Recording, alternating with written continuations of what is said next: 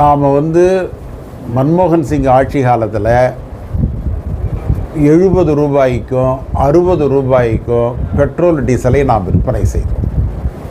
அப்போ கச்சா எண்ணெய் $120 விற்றுது.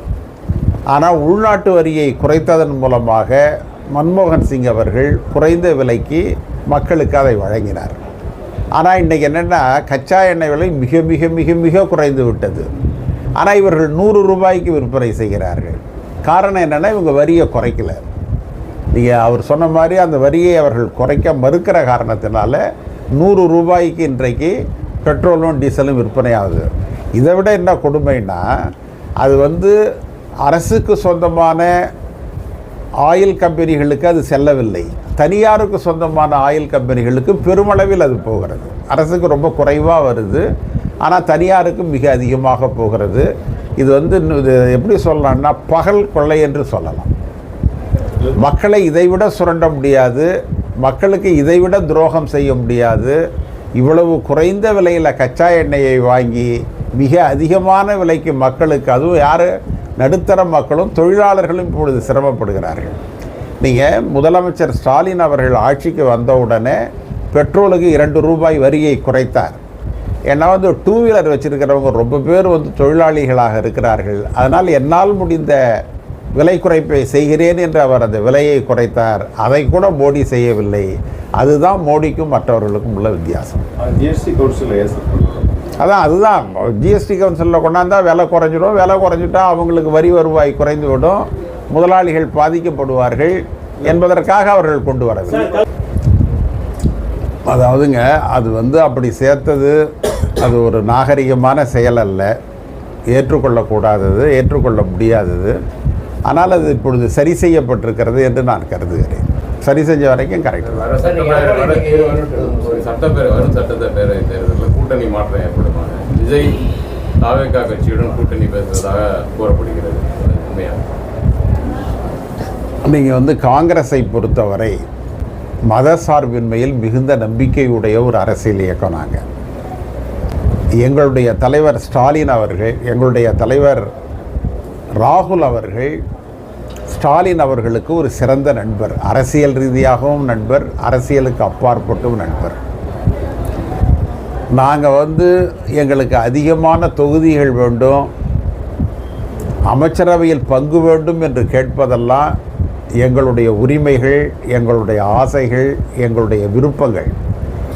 அதற்காக நாங்கள் கூட்டணி மாறிவிடுவோம் அல்லது வேறு கூட்டணியில் சேர்ந்து விடுவோம் என்று ஏராளமான வதந்திகள் இந்த சமூக வலைதளங்கள்லையும் உங்களை போன்றவர்களாலையும் உருவாக்கப்படுகிறது.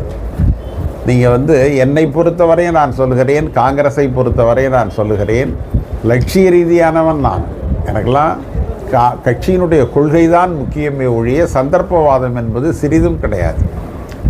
நீங்கள் ஒரு தாய் உணவு பரிமாறுகிறார், அவருடைய மகன் எனக்கு இன்னும் கொஞ்சம் அதிகமாக சாப்பாடு வைமான்னு கேட்டால் தாய்க்கும் மகனுக்கும் உறவு முறிந்து விட்டது என்ற அர்த்தம். நீங்கள் ஒரு தாயிடம் கேட்கிற உரிமை மகனுக்கு உண்டல்லவா?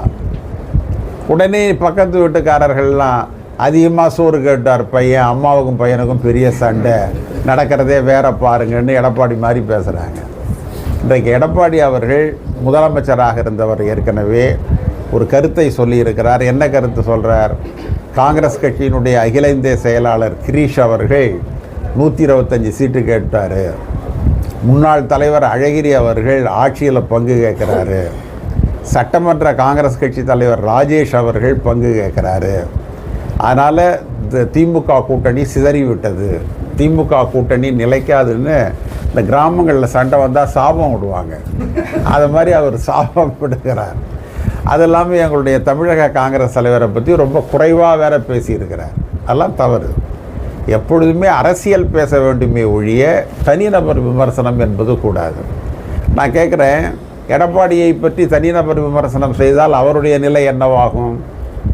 அவர் என்ன பரிசுத்தமானவரா, தூய்மையானவரா, நம்பிக்கைக்குரியவரா, அல்லது நண்பர்களை காப்பாற்றியவரா?